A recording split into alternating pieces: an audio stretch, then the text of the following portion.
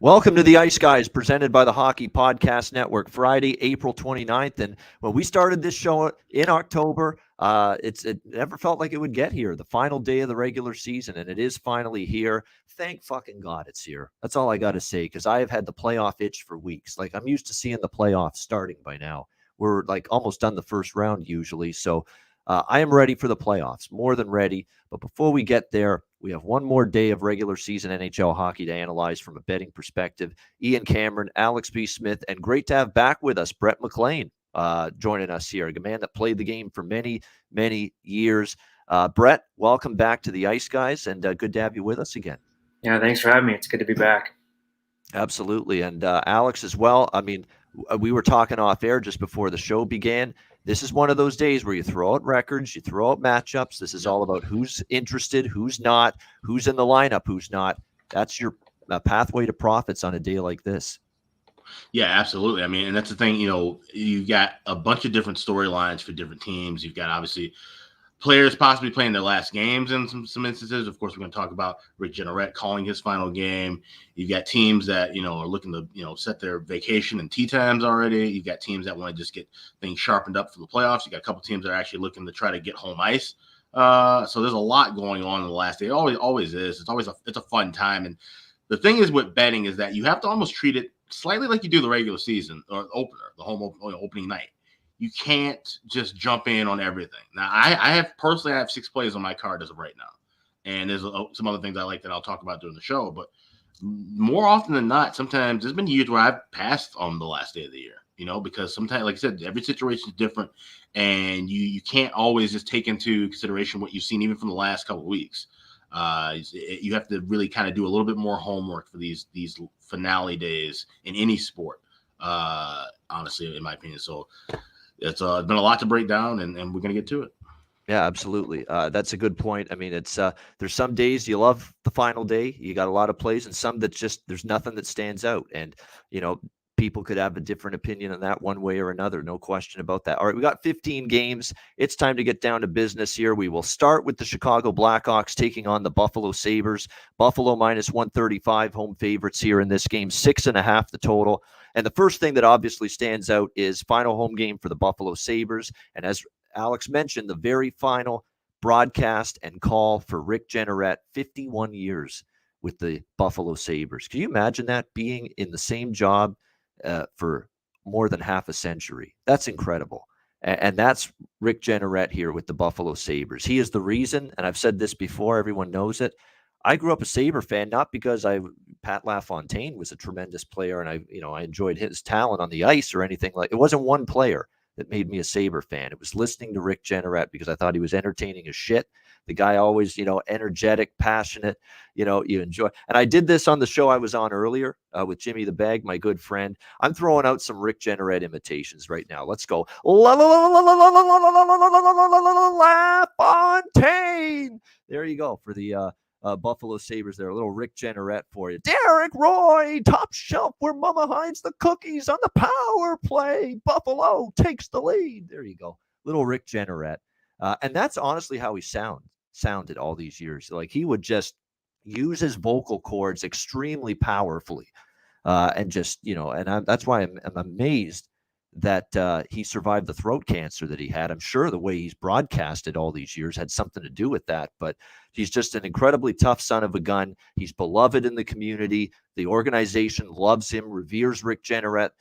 All the fans do. He always takes time to sign autographs and all that. This is a beloved figure, and the fact that this is going to be his final call, it's going to be a special night in Buffalo, and they're packing the building again, just like a few weeks ago when they had the ceremony for Rick Jeanneret when they played Nashville, and we saw the Sabres played that night. They came out strong, flying in the opening period. They took an early lead. They ended up winning 4-3. So I expect more of the same here. Chicago, they took care of business in their final 2 home games. They wanted to win those. And now it's ironic that Buffalo's playing Chicago because Chicago said goodbye to Pat Foley a couple of weeks ago with his final call, and now the shoe's on the other foot here. I like Buffalo early and often. I took them actually -0.5 in the first period at a good plus price. You can actually get Buffalo -0.5 plus 165 in the first period. I took the money line here, minus 120. It's up to minus 125, minus 130 in some spots. Those are the two bets for me right there. Sabres first period puck line and a full game money line on them. If you wanted extra value, you could go Sabres full game money line as well, or puck line, I should say, as well. But I'm just going to stick to the money line here with the Buffalo Sabres in this one, as well as the first period. I think they jump out strong, just like they did against Nashville. They jumped on Nashville that night with a full building. And look, these Sabres players, they've had a nice month or two. They've played better hockey. Thompson, Tuck, Skinner, everyone. They really got fired up to play in front of a packed sellout crowd that last time. I think it just gave them a whole nother level of energy, and I think it's going to do that here tonight as well in this final home game and final call for Rick Jeanneret against the Chicago Blackhawks tonight. Brett, let's start with you. What do you think here, Chicago-Buffalo? Yeah, I like Buffalo too in this one. I think young team. They have a little bit more to play for in the sense there's guys trying to get jobs for next year. They have been rolling lately, so I like them in this game. Find a nothing game at the end of the year, the home team usually has a little bit more juice. So Buffalo money line for sure. And then if you want to take a shot at something, I think based on the energy that's going to be in the crowd, Jenneret's last game, I think highest scoring period at plus 350 is the period one. I think they're going to come out and put up a few in the first. I think Chicago might get a couple as well. And then the game will probably settle down in the second and third. But I could see a high scoring first period, and then might be a way to make some money on a flyer pick. So yeah, the good stuff. And I should have known Brett would be on the Sabres rocking the Buffalo Bills hat today. But I don't know if that would have played into it. But nevertheless, it makes perfect sense to like the Sabres tonight with the Buffalo Bills hat. No doubt about that. Buffalo for you. And I like that bet. Highest scoring period, first period. Because the Sabres what did they score? 3 goals, I think, that first period against Nashville on RJ ceremony night a few weeks back. So kind of does make sense that maybe we'll see a bunch of goals early. Is that maybe a sign that maybe a first period over for our first period over friend Alex B. Smith? Is that what he's looking at? What do you think? I had it circled, but it ballooned quickly. It's up to minus $1.50, so I probably will be playing that in game, trying to get a better price for it. But I really like the play you have with that puck line first period for Boston, or Buffalo, I should say, at plus 165. I think that's a really good price. So I'm going to play that, as well as I already played Buffalo in regulation plus $1.20. He said it's going to be an electric atmosphere, and you even talked about it yesterday about how people who are at the game, they can download an app, and if they bring their headphones, can listen to Rick Jenneret's call live, like in the stadium. So I'm sure there's going to be a lot of people that are going to be doing that, and it's just going to be an electric atmosphere. And from a nostalgic point of view, there's 2 other things that I had circled, but one probably won't happen now because they're listing Michael Hauser, who got called up from Rochester as a potential starter.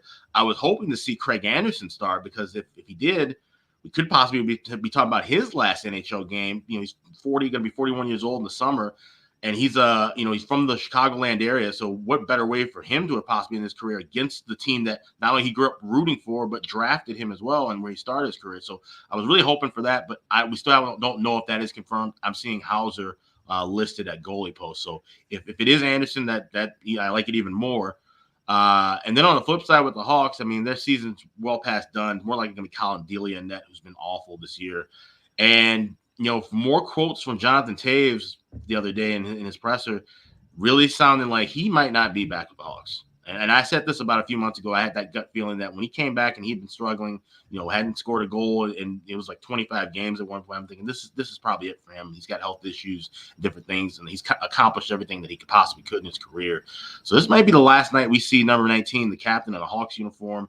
Last time we see him alongside Patrick Kane. So it could be an emotional night on both ends of the ice. Definitely the game. I'm glad I'm going to be recording this game for sure, because it definitely feels like this is the end of an era on both ends potentially. But Buffalo at home, this is definitely their night. This is Rick's night, so I think they're going to show up and get 2 points here. So I like Buffalo regulation and first period puck line.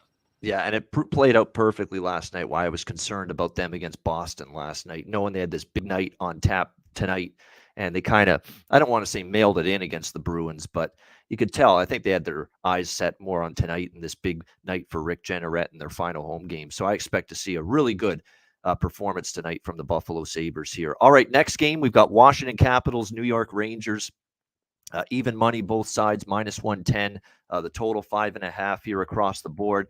How about the Capitals losing not once but twice in a row to the New York Islanders? So that's not good. That's not what you want to see if you're Peter Laviolette trying to go into the playoffs on a high note. Now, I get it. Ovechkin missed those 2 games. Understandable. You miss him. It's a guy that's been phenomenal every year, and we know what a threat he is to score each and every night. But you've got Mantha, you've got Wilson, you've got Kuznetsov, you've got Oshie, you've got more than enough offensive talent still to lose to the Islanders back-to-back games. That's not great. So the scenario here is very simple. Penguins will clinch the number 3 seed in the Metro Division and a first-round series against the Rangers. And the Washington Capitals will clinch the second wild card in a first-round matchup against Florida if the Penguins get at least 1 point against Columbus tonight, or if the Rangers defeat the Capitals in any fashion. Capitals, to move up to the 3 seed in the Metro, they would need to defeat the Rangers and get the Blue Jackets to beat the Penguins in regulation. That's what it's going to take. So it would take a lot. So Washington could still theoretically move up, but the chances of that are unlikely. I'm staying off the side. I don't trust the Capitals without Ovi. But the Rangers, they're looking toward the playoffs. Now, they rested Fox, Kreider, Zibanejad. They all didn't play against Montreal. They're all back tonight. The only 2 players that are not going to play are Andrew Kopp and Artemi Panarin, and that is injury-related for the New York Rangers in that game. But the guys they rested on Wednesday against Montreal, they will all be in the lineup tonight. Alexander Georgiev confirmed in net for the Rangers, which we expected. No way did I expect Igor Shesterkin to start this rather meaningless final game of the regular season for the Rangers. We don't know if it'll be Samsonov or Vanacek yet for Washington. But what I do like is over 5.5 in this game. I like it. Take advantage of it. I'd expect the Capitals to at least chip in on the scoreboard against Georgiev, who gave up 4 in the loss to the Canadiens the other night. I think Washington can get some kind of offense going, even though they struggled to put the puck in the net against the Islanders. And on the flip side, I think the Rangers can find their way to some goals tonight. They usually do. They even scored some goals without all those guys against Montreal. Now you get Fox, Panarin, Kreider back. And I don't trust the Washington defense and goaltending fully. So low total, over 5.5. That's what I'm looking at here. Alex, what do you think? Capitals, Rangers? Yeah, I jumped on that 5.5 once I saw Georgiev was confirmed. And like I said, you can't trust Washington on the side when there's no Ovechkin. And the Rangers, like I said, still trying to rest some guys. And thing we might see, I don't know if this is as common. And Brett, maybe you could chime in on this at the end of the season. Obviously, we see teams will rest players, scratch guys, but we might see potentially maybe minutes limits for certain guys as well. So guys that might maybe take off a couple shifts or 2 or not be assigned as many shifts in the final game, getting ready for postseason as we would during the regular season. I'm not sure, but if that were a case, I wouldn't be shocked if the Rangers maybe, kind of employed some kind of a strategy like that, maybe kind of rotate guys a little bit more than usual. But either way, I still think with the goaltending matchup, we still see well over 5.5, and a pretty cheap price too, only laying -$1.20. Unmute myself. There we go. Brett, what do you think here? Capitals, Rangers? Yeah, I like the over as well. I think Rangers don't have much to play for. They're going to be trying to feel good, get into playoffs, get their power play going, but they're not going to be, laying out the block shots. They're trying to stay healthy in this game. Caps, obviously they want to win, try and give themselves a shot at moving up, but knowing that it's not a guarantee, again, they're going to be wanting to just feel good about themselves, get rolling, reduce the risk of injury. So I think it'll be a more flowing game than what we'll see next week, which usually leads to more goals, especially if Georgiev in that. So I think that, the over is great. From there, I don't know. You look at a few guys on power play points, try and get their points, get themselves going that way. But I see a high scoring game. I don't know which way it's going to go. It really depends, I think, on how it starts. If Washington gets up early, they're going to probably play for that win. If it's tight or Rangers get up early, both teams might just settle into let's get ready for playoffs, and we are where we are. Yeah, you know what? Go ahead, Alex. Oh, I was just gonna say no. That was just to reiterate what I was saying earlier. Though, is that something that we could possibly see from teams where the minutes are kind of spread out a bit more in these final games? Is that something that takes place?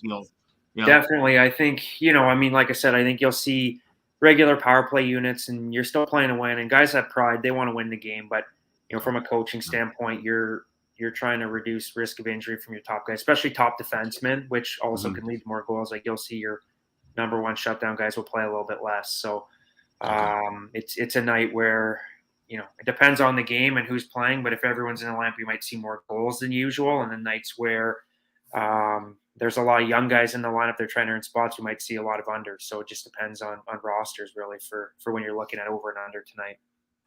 Yeah, and you mentioned the defensemen, Brett, that especially the top defensemen, you might see their minutes scaled back. Well, the two standouts, one for either team, are Adam Fox for the Rangers, John Carlson for Washington. These are obviously two guys where, guess what, maybe take the under 22, 23 minutes that they play tonight, maybe in this game. Maybe you won't see, maybe they'll barely hit 20. Maybe they won't even hit 20. Some of these players, especially on the blue line, as you said. And I've said this too a bunch of times, in a meaningless game, who the hell is blocking a shot? Especially next with the playoffs right around the corner next week. That's why this has historically been, a high scoring night, the final day of the regular season. So we'll see if that is indeed the case pretty much across the board. As far as props go, Vetrano up to the top line for the Rangers, that's always an interesting prop look for me. And look, he has points in back-to-back games. He scored against Montreal. He's going to get top-line minutes tonight. That's not a bad consideration if you like props here, and I do.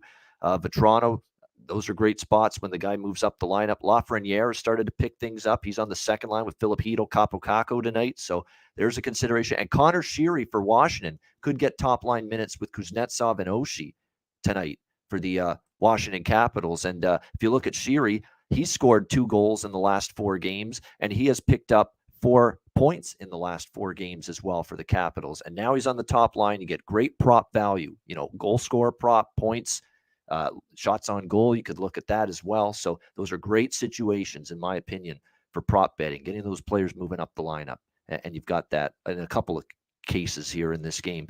All right, Detroit, New Jersey. New Jersey minus 155, home favorite, 6.5 the total. New Jersey, keep an eye on who's going to be in, because they've really had their issues with players out of the lineup. They've had the flu bug going through the team the last week or so. Hughes is obviously shut down for the rest of the season. PK Subban was out Thursday against Carolina due to that flu situation. Same with Andreas Janssen. He didn't play. Nico Hischier didn't play against Kakalaki either. Definitely a lot of people out of the lineup for New Jersey. Will they be back? I'm reading Game Time Decision with a lot of these guys tonight for this final game against Detroit. I mean, until I know they're in the lineup for sure, I can't take New Jersey. I would only take New Jersey because I'm not taking Detroit here on the road in this final game, a team that's lost a bunch of games in a row, now going on the road here. If New Jersey's mildly interested and at least gets some of their personnel back, I think I could see them winning this game against a Red Wings team that's struggling at the moment. 3 of their last 4 they've lost. I shouldn't say 5-game losing streak. They've lost 3 of their last 4. But I think New Jersey does bring it tonight. They lost at home to Detroit last weekend, 3-0. They only had 17 shots on goal. It was an awful, awful game. I think the flu, though, was part of that. They didn't have a lot of energy. Hard to play when you're nauseous and you're sick to your stomach. Very difficult. And they had that issue against Detroit. So I think New Jersey wins. I don't like the price, though, and I need to see who's in the lineup.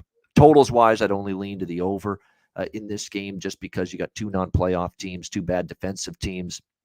I don't really trust either one necessarily at the defensive end, so we could see some goals here in this one. If I'm going to look at anything for Devils props, I'd take a shot again with Boquist, Bratt, and Holtz, that top line.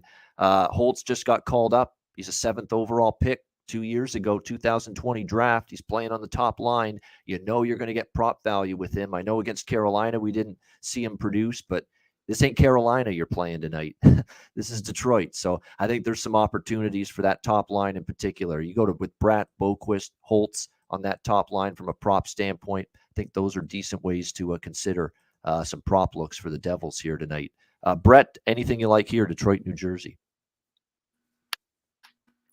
Biggest thing for me, I think you're looking at a couple anytime scores. I'd probably go with Bratt.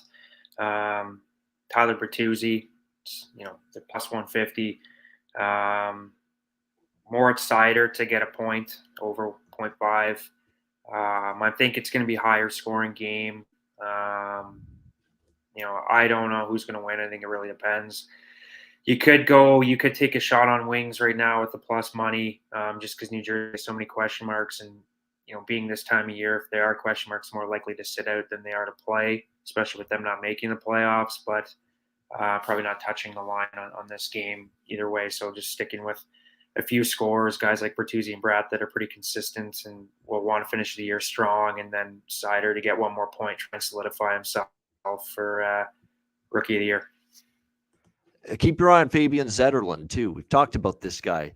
He's New Jersey. He's now down on the third line. He was on the top line for a bit. I think they moved him down because he had, 5 straight games without a point. Well, look at the last 2 games, and he's been on the third line doing this for New Jersey. 5 shots on goal against Ottawa. He got a point. 6 shots on goal last night against Carolina. He scored a goal in that game. So 11 shots the last 2 games for Fabian Zetterlund on that third line for New Jersey. Keep an eye on him. I think that might be someone to consider. Really good bargain there.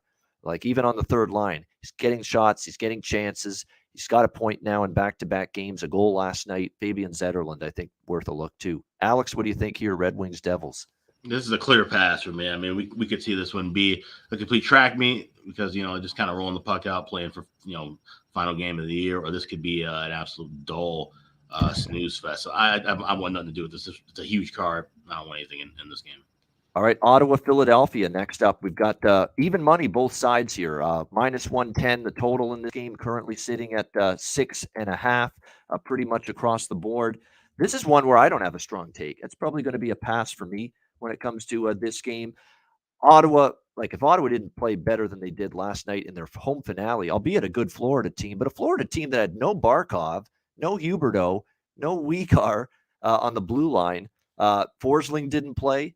It was a mash unit for the Florida Panthers last night, who was out of the lineup, and they went in Ottawa and shut out the Ottawa Senators in Ottawa's final home game. Giroux didn't play last night. I mean, it was a bunch of guys, Gudas on the blue line, and Florida still shuts out Ottawa. I'm not ready to trust Ottawa now after that performance to go on the road now and play better. I don't. Last night was supposed to be their spot to step up. They didn't. And for Philadelphia, they're not playing well. They had a brutal 2 games on the road against Winnipeg and Chicago back-to-back. Getting outscored 7-1, you guys, by Chicago and Winnipeg. That's tough to do. But somehow the Flyers did that in those last 2 games.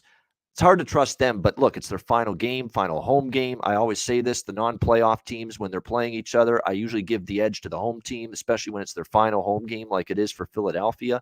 But I sure as hell am not taking them either. It's just that's going to keep me off taking Ottawa because Philly's playing their final home game. It looks like goaltending matchup tonight in this game is going to be for Ottawa, Anton Forsberg, maybe Martin Jones for Philadelphia, although it's not confirmed yet. Again, this is over or past with these 2 non-playoff teams, but other than that, not a strong opinion for me compared to other games on this card. Alex, what do you think?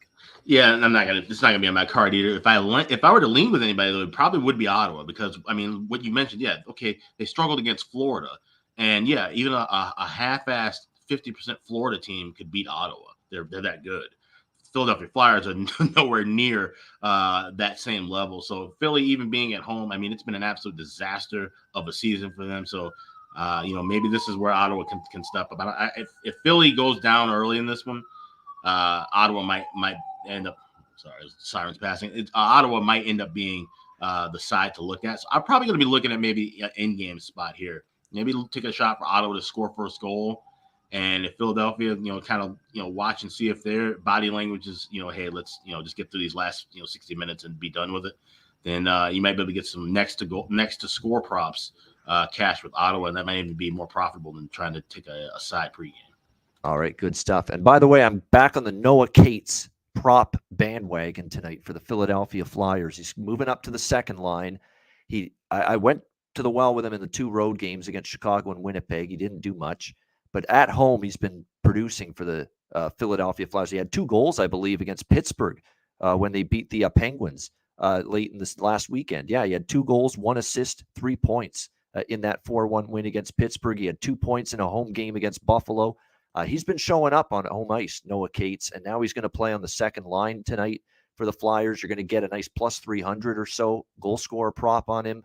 A point prop is going to be a nice price there. Noah Cates for Philly. Back to it tonight, especially now at home where he's been producing offensively for them. Brett, what do you like here, Ottawa and Philly? Yeah, I'm not touching this game either. If I had to pick, I do think Ottawa's going to win. I think they're a young team, kind of similar to Buffalo. I think they want to finish the year strong. All in all, I think they've done better than expectations on the year, and I think they're moving in the right direction. So they're going to want to stamp their season in a positive. Philly's been a mess. Philly was predicted to be a top team and have fallen down the wagon. They're probably going to rebuild anyway. So I would take Ottawa if I had to. I'd probably be looking at player props. Usually in a game like this, I like to look for young guys that probably going to get a better opportunity. Guy like Owen Tippett, plus 350 to score anytime goal. They're probably going to give him a shot tonight to play more than normal. So you look at him. Stutzel's plus 230 to score an anytime goal. So I'd probably take both those guys and see what they can do. I think it's just one of those games where some young guys going to come out and put up a couple goals and it'd be profitable for someone that takes that chance. Yeah, definitely. And you mentioned a couple of decent candidates, no doubt. Tippett was a nice, piece sent to Philly in the Claude Giroux deal. So definitely a nice addition. And I think someone will be an impact long-term for the organization, no question, for them. But yeah, this is definitely a good goal scorer prop, player prop type of game. I think if you take a look at some goal scorer props, it's worth a look. Make sure you shop around. I'm seeing as high as plus 370 to score a goal on Noah Cates. I really like that one. Like, he's second line. He's been producing at home for the Flyers lately. So definitely going to get good value. And Tippett plus, in that 300 range as well. So again, you can shop around. You can get some good numbers with a few of these player props, definitely, especially in the goal scorers market here in this game. No question. All right, we move along now. Boston and Toronto. Bruins and Leafs. Could this be a first round playoff series? It still could be if the chips fall perfectly tonight. Boston minus 130. Road favorites in Toronto, total 6. And the reason for Boston being favored in Toronto is the lineup situation for the Leafs tonight. It's load management night for the Leafs, even though this is their final regular season game and final home game. Michael Bunting out, Mitch Marner out, Austin Matthews out, John Tavares out for the Leafs tonight. So it's going to be a little bit of a mishmash roster as far as the depth chart goes. But this opens the door for good prop opportunities for this game. Like, as far as the side and total goes, I don't have a strong feel, with Swayman and Shalgren being the two goalies. We know Jeremy Swayman, our guy Jimmy Murphy, covers the Bruins, has been saying it for months. He's not been as good as Allmark. That's why Allmark's been getting all the starts for Boston. Jeremy Swayman's kind of regressed a little bit. And Eric Shalgren, he is what he is. He's decent at times, but, not as good as Jack Campbell. There could be some goals tonight, but I would just probably rather focus on some props in a game like this, especially from Toronto's perspective, because you're going to see guys moving up the lineup. Like, why don't you take advantage of Colin Blackwell playing on the second line tonight with Engvall and Kampf, or take advantage of Alex Kerfoot getting top line duty tonight for the Leafs with William Nylander and Ilya Mikheyev. I've been singing the praises of Ilya Mikheyev for weeks. The prop bets keep cashing with this guy. He's been absolutely phenomenal. Goal scorer props, points. Ilya Mikheyev has had a breakout year for this Leaf team. I think probably worth a look again tonight. You could look at Kerfoot because he's moving up to the top line. You could look at Colin Blackwell because he's moving up to the second line. These are all positive expectation prop betting situations for me when these guys move up the lineup. I'd look at some of that in this game rather than the side or the total. Sure, it certainly looks like Boston's taking this game a bit more seriously. Now, you could say conspiracy theory. Do you want to play Toronto? Do you want to play Carolina? You'd have to ask Pasternak, Bergeron, all these guys that. Taylor Hall. It's just conjecture. It's just, you think they want to play this team in the first round. You don't know that. You haven't asked them. You don't know their opinions. So it's just guesswork on your part. But it does look like Boston's going to have more of a full lineup tonight. Nobody's rested. Hampus Lindholm's in. Pasternak's in. Bergeron, Marchand, DeBrusk. They're all in tonight. So there's a reason Boston's taking the money. I'm just not going to get involved with it, though. Alex, what do you think here? Bruins, Leafs. Well, and like I said, we don't know where the motivation exactly is at for Boston of who they would want to play, and obviously, they'll never tell you. They want to play anybody, anytime, anywhere. But one thing to note is that Boston and Carolina have played in back-to-back postseasons. Boston's won both series, but this particular year, Carolina 3-0 against Boston, and they've outscored them 17-1. So Wow. That's something I knew it was keep in mind. bad against Yeah. Carolina head-to-head. Yeah. That's really So bad. that's something. So that's something to note. So with Boston and Toronto, and the thing that it's interesting, and I wish the NHL was kind of more just kind of focused on things sometimes, because if you look at, obviously this is the last night of the season. At 6:30 Central, so 7:30 Eastern, is when Tampa Bay and the Islanders start. Well, that game's really important to this Boston-Toronto game, because obviously, however, that will determine, along with whatever happens with Boston-Toronto, who's in third. But more things are reliant on that Tampa Islanders game, honestly. So they should have really flip-flopped these so that game could start earlier than this one. But I digress. That being said, I think Boston's the way to look at, because Boston, they can't really be scoreboard watching. The game's, starting 30 minutes ahead of them. They got to say, hey, let's go in and take care of business ourselves. We win this game, then we get Toronto. And, it's one of those games too where if we see, say, Boston take a 2-0 lead or Toronto take a 2-0 lead, I might look and jump in with a live under. Because if we see a team decisively go on and play and win, especially if it's Boston, because they know they're going to play Toronto, at that point, they're going to probably just shut everything down. You don't want to show your hand the rest of the way, because you're going to be playing them in 3 days and 4 days. So that's something I'm going to be looking for. I want to see if one of those two teams take a sizable lead early, I'm going to look to jump in with a live under. Yeah, it's there's a couple scenarios, like Lightning get a point against the Islanders and the Leafs defeat the Bruins in any fashion. Tampa gets the 3rd seed.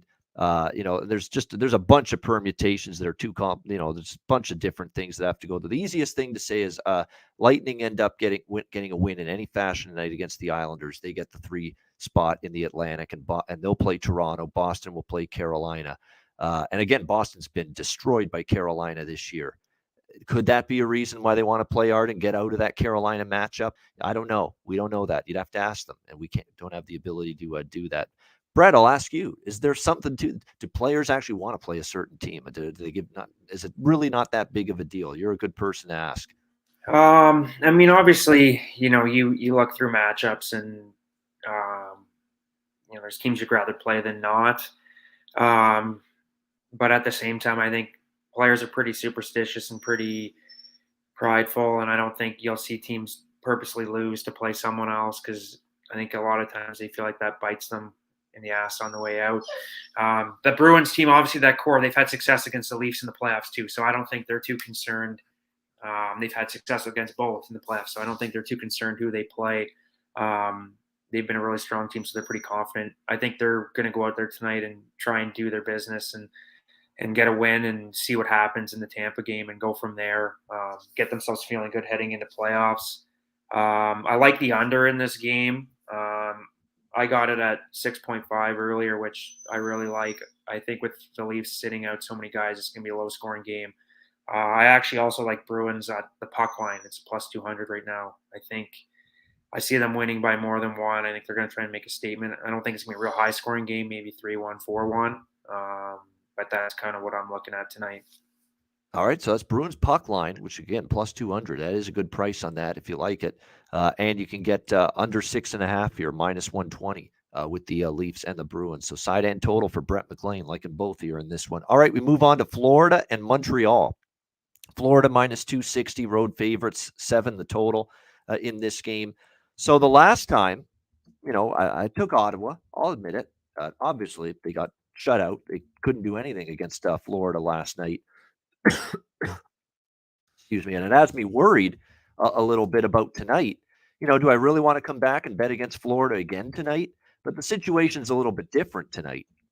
Last night, there was still a President's Trophy available to be won. And Florida took care of business against Ottawa. They got the Nashville shootout win against Colorado.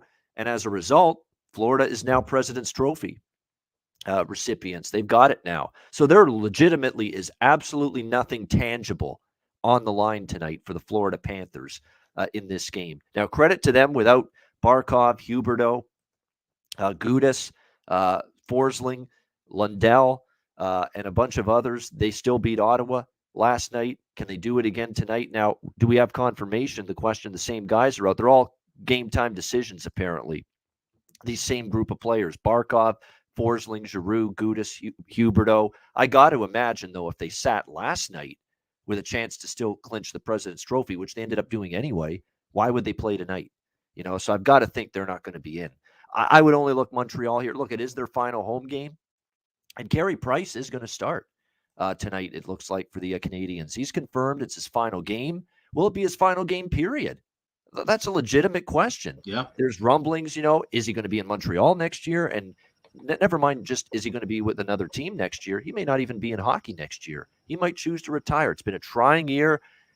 All the injuries he's had, the mental struggles he's had, which we cannot understate. That's serious stuff. You got to tend to it.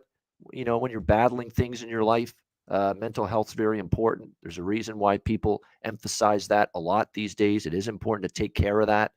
And he's had issues with that all year. So, and you look at it, his performance, I'm not going to criticize him. He's been through a lot, but he struggled a little bit since he's been back. Tracking pucks, lateral movement, rebound control, the things you need to be an upper echelon goaltender. He's kind of struggled in a lot of those areas since he's come back in these several handful of starts that he's had. So, this might be, maybe the last time we see Carey Price. Maybe it certainly could be the last time we see him in a Montreal Canadiens jersey as well. So, interesting game. I still lean Montreal, the final home game for them. I think they want to put a better game on the ice tonight than the last time they were in this building, which was the Guy Lafleur night, paying tribute to the legend. And they didn't play all that well against Boston. I'm going to go with Montreal here. First period, full game money line split in this game. The first period money line is plus 175. Full game money line plus 220, plus 230 in some spots. Big dog. I think it's worth a look, though, in this game with the Florida Panthers taking on the Montreal Canadiens. Brett, we'll start with you on this one. Panthers and Canadiens. Yeah, I'm all over Montreal on this one too. I think home game, probably priced his last game with the Canadiens. Same thing. A lot of young guys trying to earn spots for next year. They have, they've locked up last place, so they got the highest percentage on the lottery already. So there's not that thought of, they want to lose so they can have that. Like, they've just got some pride to play for tonight. Home game, and Florida has nothing to play for. They've already locked up President's Trophy. I don't see those guys playing tonight. Why would you rest them one night, play them the next when there's nothing left to play for? There's even less on the line. There's absolutely zilch on the line for Florida tonight. Yep. I think we're going to see a pretty filled in Florida lineup. And with that value, I think it's worth Montreal on the money line. All right, there we go. Brett right in step with me here on this one, thinking Montreal live home underdog. Alex, what do you think here, Florida, Montreal? This is a perfect live betting game, honestly, because I like the angle, obviously, with Montreal. I feel like this would be Carey Price's last start, probably ever, because he said a couple of days ago he was like talking to a surgeon that he might actually need a procedure off season again. And so, if he has that back-to-back years at his age and the workload he's had, I would imagine that, possibly could be him, hanging it up. And if he does leave Montreal, I can't imagine too many teams even trying to take a flyer on him with how, if he's all banged up and getting older. So with that being said, in Florida, like I said, if they rested guys last night, they clinched the President's Trophy. No reason to play any of those guys again tonight either. I just want to kind of see where the pace of play is going at the beginning of the game. And like I said, the Habs, when they should have been fired up for a Guy Lafleur night, they kind of fell down and ended up losing. They're just a bad hockey team. So, I have to watch a bad hockey team and see if they're going to play inspired and play better before I take a shot with them. So, that's the beauty of live betting. So I'll look to try to jump on a spot in game, and there'll be time to do it with Montreal too, because of how high of a favorite Florida is. Florida, Montreal could score a goal and you still might get a plus price or even a small, favorite price on them in game. So it's something that the price pregame helps us with our live betting sometimes. So that's what I'm going to be doing. All right. That's not a bad way to approach it. See how the team actually looks. And I'll tell you this funny story. I had Montreal big dog, jumped on it, really liked it against the Rangers Wednesday night, and they had everything set up perfectly for them. Rangers just lost any chance of getting first in the Metro, locked into second after losing to Carolina. They were resting. Who didn't play? Kreider was out. Panarin was out. Zibanejad was out. Adam Fox was out. It was just set up perfectly for Montreal. And here I am sweating my ass off down the stretch here. 3-3. I'm worried. They're still going to find a way to not get this done. And we needed a last-minute goal from Jeff Petrie to give Montreal that win 4-3 the other night against the Rangers. So that's the thing with bad teams, teams that have had terrible seasons like Montreal, nothing comes easily, even when it's set up perfectly for them. I could see the same thing tonight, especially for Brett and I, like in Montreal. Here we are, 3-3, Brett, 2 minutes to go in the third period. We're sweating this game. That's the way it's going to be because it's Montreal. Nothing comes easily. Well, at least you guys didn't have the draw now. Yes. I'm sorry to have to remind you of that, Alan. I didn't. I just brought up that game. But right, the draw, and the draw went by the wayside with that last-minute goal. Absolutely brutal. No question. All right, Columbus and Pittsburgh first before we get to Tampa Bay Islanders. Pittsburgh minus 450, home favorite, 6.5 the total in this game. It's a small lean to the over just because of who might be in net for me. JF Berube, finally the resting Merzlikins. Thank goodness. The guy's been worn down, beaten into the ice for how much he's been playing for the Jackets. They haven't given him a rest in forever. Finally they do, and they put Jean-Francois Berube in net here tonight for Columbus. Casey DeSmith for Pittsburgh. I could see this being a game where it's a little defense, a lot of goals. I cashed it over with Columbus and Tampa Bay last night. That game ended 5-2. I could see 7 goals here, so I do like the over. It'll be a small bet. I'm just going to keep it simple from a prop standpoint. Pittsburgh, obviously, Raquel is someone I've been targeting for player props for them. He's been very good for this Penguins team. Penguins, of course, can clinch the third spot in the Metro with a win. It's in their control pretty much. So I expect them to win, especially with Columbus on a back-to-back. But minus 450, I'm not getting involved or touching that. I'd look maybe Raquel for Pittsburgh in terms of props. And I do have to bet one player in particular for Columbus. Jack Roslovic. You have to. What he's doing right now is insane. What's he got? Like 10 goals in the last 10 games and I think 13 points in the last 10 games. Jack Roslovic's a machine, and he's getting top-line duty right now for the Jackets as well, playing with Sillinger and Nyquist on the or Voracek and Nyquist on the top line for the Blue Jackets. So he's been a house of fire, Roslovic, lately. I've been on the props repeatedly, game in and game out with him. We're coming right back to it tonight. Alex, what do you think here, Jackets and Penguins? Yeah, it's one of the things about when the regular season ends, you hate to see these mid-range teams that won't make the playoffs go as a better, because Columbus has been great to us all year long, betting first periods, betting full games, both with the overs. So I'm going to take one more first period over with them, but I'm going to play this in game. I'm not going to take a shot here with the 2. So I'll wait for a better price at 1.5. I think with the goaltending matchup of DeSmith and Berube, we should see some goals, like I said, early and often. And Pittsburgh has something to play for a little bit, trying to get that third spot in the Metro. So looks like it's going to be a Penguins win. And usually these teams don't like each other, so we usually see a lot of scrums, a lot of battles, and a lot of high scoring affairs. So I lean with the over first period and full game, but I'm definitely going to be waiting for that first period over in game. All right, so liking the over, but going to wait for a better number, better price during the game. And definitely, this is a good rivalry. Of course, they met in the playoffs one year too, Columbus and Pittsburgh. So definitely, there's a little bit of dislike with these two teams. Brett, what do you think here, Columbus, Pittsburgh? Yeah, I don't know. I probably won't touch this game. I think just it's one of those tough ones. Like Pitt has a lot to play for still. They want to get some points here to make sure they stay out of the wild card. Plus money on Crosby getting a point on the power play. He's always good for something. So probably look at that one. I like the Roslovic point as well. From there, I don't know. You could throw money. There's plus money on Malkin and Letang for power play point as well. I think I'd just stick with a couple player props like that, and that would be it for this game. All right, next up, Tampa Bay Lightning, New York Islanders. We've got the Lightning minus 190 road favorites in this one, total 6 across the board. I think the Islanders definitely want to play a lot better than they did last night against Columbus, which was a disappointing effort from their stand. They haven't had many clunkers lately, the last week or so, since they annihilated Toronto. They've been on fire, but not last night. They ended up losing 5-2 to Columbus.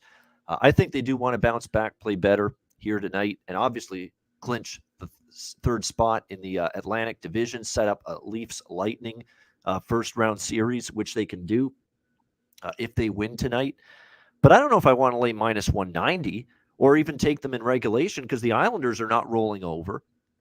They've just beaten Washington in back-to-back games, team that's supposed to be demoralized from missing the playoffs, disappointing for the Islanders, but they've given you a really good effort here down the stretch, beating Washington twice. There's a history with the Lightning and the Islanders. They've played each other in the playoffs. I think that matters. I think that stimulates the Islanders tonight to play a hard game and maybe try to get a victory here, spoil Tampa's chances to finish third. They met in the playoffs multiple years in a row. So beware of this. I think Tampa will play a lot better. I think they'll win, but I'm not touching minus 190, and I'm not even going to take them in regulation here. I'm going to look toward Nick Paul and Ross Colton. Same two guys I've been talking about for weeks with their props. They're underrated. They've given the Lightning a third line. You could bet Stamkos, Killorn, Palat, Kucherov, Point. You can bet the big guns in the top 6 forwards for the Lightning props-wise. I'll never say that's a bad idea. But I look for value, and I'm looking at Nick Paul. I'm looking at Ross Colton. These are the guys that have been really producing, and they've been better prices with their props than the big top 6 forward group for Tampa. So that's what I'd look at here. I think Tampa wins, but I'm not going to play them here. Alex, what do you think? Lightning, Islanders. I might take a shot at this first period over. It's the cheapest one on the board right now at minus $1.25. And honestly, these two teams don't really score super fast. I think you might be able to wait a couple minutes and even get this at a plus price. But I think it still should be able to cash, even with Sorokin in net and as well as he's played. But he's was kind of fighting off of the illness, trying to come back from that. And like I said, Tampa still got something to kind of play for. So it's gonna be a spirited battle back and forth. And I think we see some goals early. So I like the first period over. You can lay $1.25 if you want to, but I honestly think we'll be able to get a better price adjusted in game. All right, Brett, what do you think here with Tampa and the Islanders? I like Stamkos to score. That'll get him to 40. I mean, even though he's had some big years, it's always nice to get to that next step. Still a milestone. Yeah, and he's been on fire lately. So I think him scoring is plus 150. And I think it's as safe as anyone tonight on picking someone to score. And then I like the bets too. I like Colton for points. Right now, I'm not sure. I actually think the under in this game, but I'll probably wait till it's live as well and make a decision from there to see how the first couple of minutes go. If there's a goal early, it might be high scoring, but if not, I think it might settle into a low scoring game. Islanders this year's been a little bit different, but traditionally they're a low scoring team. Tampa's trying to get ready for playoffs, and I think that they're going to be tight tonight, tight checking, and try and get themselves ready. I think we can see a really, really low scoring game here. All right, liking the under. Brett, I got a quick question to ask you. You mentioned about Stamkos being at 39 goals. I know we hear about this a lot in the NFL because it's public knowledge and not so much maybe in other sports. But do guys have incentives in their contracts where if they hit 40, 50 goals, hit a certain number of points that kick in? Is that something that is in a lot of NHL contracts? And if it is that something we should be looking at, in certain betting angles? Yeah, they do, but it's only in certain contracts, so rookie contracts, and then older guys. So a guy like Joe Thornton would have him. Stamkos wouldn't have them in his contract, but obviously, you're looking at a guy that the more 40 goal season when you go into your next contract looks good if you can say you had 3 or 4 40 goal seasons instead of 3. No one, and I heard someone talking today, like you never hear anyone say, "Oh, he had a 39 goal season." It's always 40 or 50 or 60. That was a lot of talk with Matthews when he was going for 60. They'd say, "Oh, he beat the Leaf record," but you wouldn't say, "Oh, he had a 58 goal season." So now he's got a 60 goal season. So it does matter to the guys. Something to look at are people right around 39 or someone that maybe needs 1 or 2 points to hit a point milestone. And in hockey, a lot I find for whatever reason, guys seem to hit it on the last day when they need to. Guys are looking for them a little bit more on the ice, and they're probably taking a few more shots than they normally would. So if there is a couple guys looking around, I think you'll see them. They'll be really going for it tonight. Right. Okay. That's a great question, and the answer is what I expected. You're right, because usually it's the entry-level deals, the rookie deals, and then someone that's like Joe Thornton. Best days are behind him, but hey, Joe, you're an old man now. You're getting up there in age, but if you hit this number, hey, you'll get a little bonus that you'll get that'll kick in. So yeah, usually that's the way it works. That's exactly what I thought too. The rookies and the older guys, that's where you see the incentives kick in. All right, Vegas Golden Knights, St. Louis Blues. We've got St. Louis minus 170 home favorites in this game. The total sitting at 6, pretty much across the board, shaded to the over in this one. I don't trust Vegas to show up with anything strong. I don't. I mean, this is the end of a season that's been disappointing. This is the end of a season where they've been ravaged by injuries. They just obviously, beyond disappointed that they're not even in the playoffs. A group that's got Jack Eichel and Max Pacioretty and Mark Stone, and a team that's made the playoffs every year that the franchise has been here. They miss out. I don't know if we get that. Wow, let's finish the season on a high note still, even after this mega disappointment. There's rumblings about Peter DeBoer's job security, as the head coach of this team. What's Robin Leonard's future look like with the Golden Knights or in general? I mean, there's just lots going on with this team. I don't think playing a good, strong game at the end of the season is going to be in the cards tonight for them. And for St. Louis, look, it's not looking good to get second. Minnesota's got the inside track. They're 2 points up. They need help. They need Colorado to come through for St. Louis tonight against Minnesota. But still, St. Louis, there is a chance still. You're telling me there's a chance. The old Dumb and Dumber line. We say it a million times, but it's true. Telling me there's a chance. Yes. But it starts with winning here tonight, and it is their home finale. They probably don't like the game they had against Colorado the other night. It was one of their worst performances in a long time. I think they bounced back strong. I'm on 3 St. Louis bets here. -0.5, plus 135 in the first period.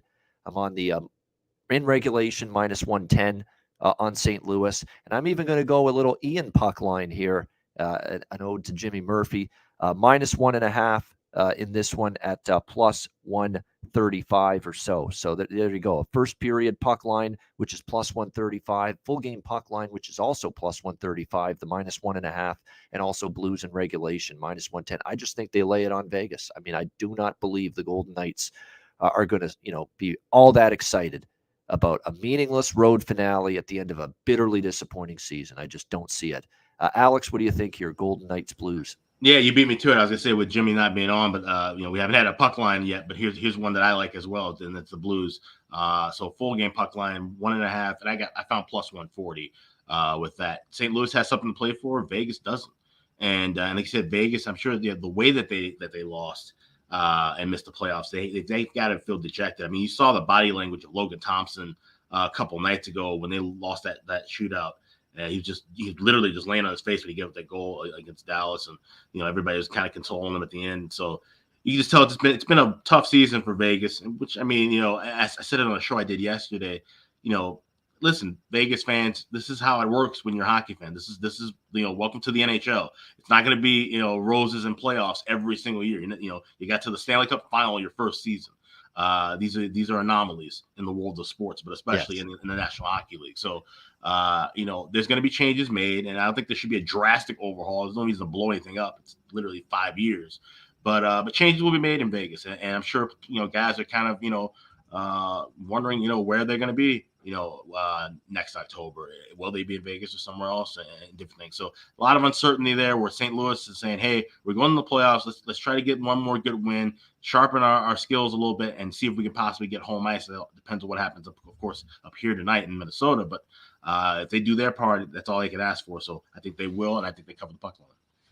All right. And by the way, Braden Chen's still out for St. Louis. He's missed the last 4 games. Marco Scandella on the blue line still out, but they will have David Perron. There was concern he'd missed this game. He's been upgraded to probable, so they will have David Perron. So take a look at some Blues props. There's one guy I'd consider for Vegas, even in a spot where I don't know if we'll get their best, and that's Chandler Stevenson. He's a big reason why Vegas, stayed afloat for as long as they did. Chandler Stevenson played really well for the Golden Knights down the stretch, so maybe even look toward him for one Vegas prop that would interest me in terms of player props. So what do you think here, Brett? Golden Knights and Blues.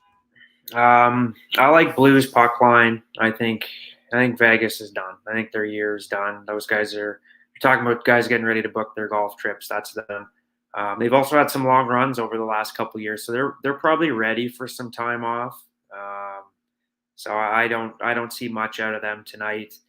One guy I like to look at for some props is Brandon Saad. He needs a goal for 25. He needs 2 points for 50 on the year, which would give him a pretty good little season. So I like the thought of him anytime goal and over 1.5 points.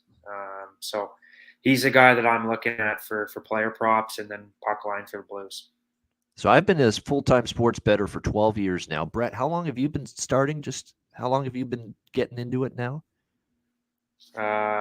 a year maybe. A year During maybe? COVID. You just taught me something. Seriously, I just learned something from you. Players with a milestone or an incentive, like you just mentioned it with Saad, to get to 25 goals, to get to 50 points, I had never even honestly thought of that. Just a certain number that they're interested in getting and attaining, and maybe look at them from a prop standpoint. And that's what you're doing there with Saad. It makes sense.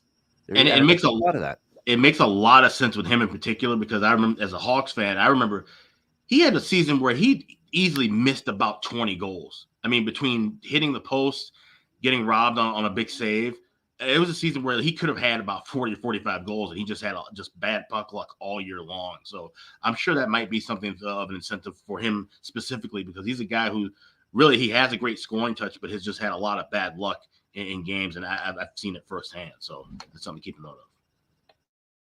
It does make sense. There you go. I learned something from Brett, like I say. And that's the great thing. You always learn something. It doesn't matter how long you've been doing something. You always learn something, and there's always something. Hey, I picked it up from someone else, and hey, something maybe I should consider. But that does make sense. Saad looking for a couple of milestones here in terms of maybe looking player props with him. All right, Colorado, Minnesota. Minnesota minus 125, home favorite, 6.5 the total. This is the way I feel tonight about Minnesota, just like last night, where okay, Calgary's better than Minnesota, probably, although it's close, but Calgary, obviously more points than Minnesota, but who needed the game more? Who wanted the game more last night? Minnesota. And it was tough. They grinded it out, but they found a way, won in overtime. That's kind of the way I feel here. Yeah, Colorado, is the better team, more points, number 2 in the league behind Florida overall. But who needs the game more? Minnesota. And that's kind of the way I feel here about this. So I like Minnesota here on the money line in this one, minus 125. I think it's important for them to play well, too, for Fleury. Fleury tonight in net for the Wild. He's kind of been up and down. He hasn't had a perfect run for them. He's kind of struggled at times. He's fought the puck at times, but I think it's important for them to get him some confidence going into the playoffs. Dean Evison has said he doesn't know where he's going with his starting goalie in Game 1. He has not said who it's going to be, Fleury or Cam Talbot. So we're going to have to wait on that. I know it's going to be Pavel Francouz in net for Colorado, and he hasn't been good, the last few starts. He has definitely struggled. So I think it's an opportunity here, especially with Colorado. Nothing on the line for them. Any chance of getting the President's Trophy went out the window with their shootout loss to Nashville in their last game. I think it's there for the taking tonight for Minnesota. So we'll go with them here as a small home favorite, minus 125. Brett, we'll start with you on this one. What do you think? Colorado, Minnesota. Yeah, I like Minnesota. I think in this game, I think it's going to be low scoring. I think they're going to try and support Fleury here. Get someone feeling good going into playoffs. One player I like for a point is Zuccarello. Get it at 80. Be career high for him. First time at 80.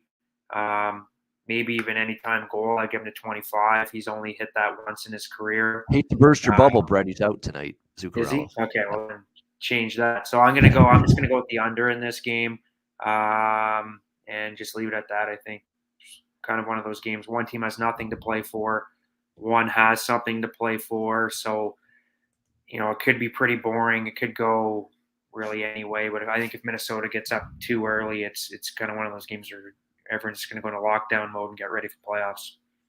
Yeah, I'm seeing some line combinations for Minnesota that indicate Nick Bjugstad could be on the top line for them tonight. There you go.